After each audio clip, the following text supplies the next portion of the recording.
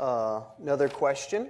We kind of talked about this last week, but how were the books of the Bible selected?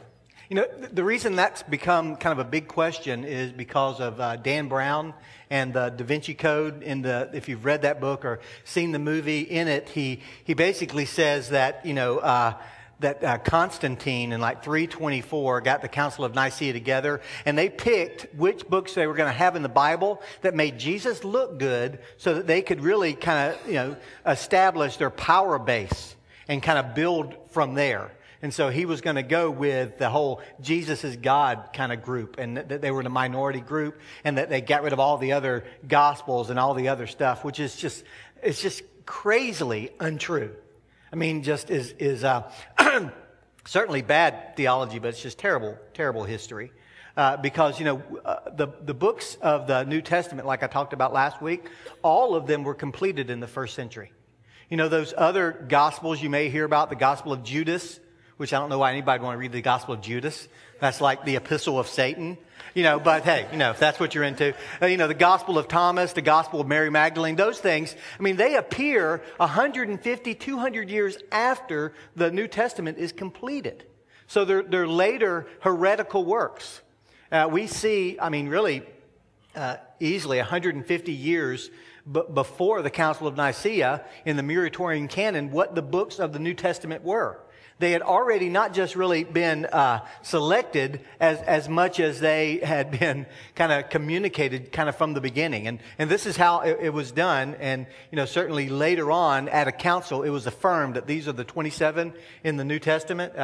If it was written by an apostle or a close associate, that was one of the rules. It had to be written by one of the 12, including Paul, or somebody who was closely associated with them, like in the case of the Gospel of Luke and the book of Acts. Luke is probably the only Gentile writer in the Scripture, but he was a close associate with Peter and a real close associate with Paul, and hung out with him on his missionary journeys. And so he gets the thumbs up from both those apostles. The Gospel of Mark is the same way. He's a close associate of Peter, and so he writes from Peter's perspective. Another test was that it had to be written and received by the church during the time of the apostles.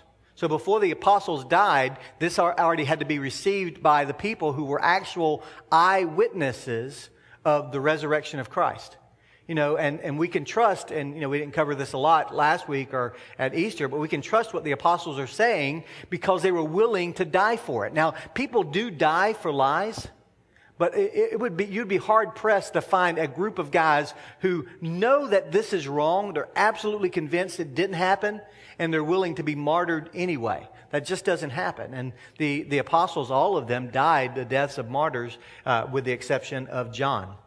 If it had widespread and long-term acceptance by the church, and like the Muratorian canon I mentioned from 170 AD, list these books, and they had to have lists of the books that were considered Scripture by the church as a whole, because people wanted to know which books of the Bible to die for.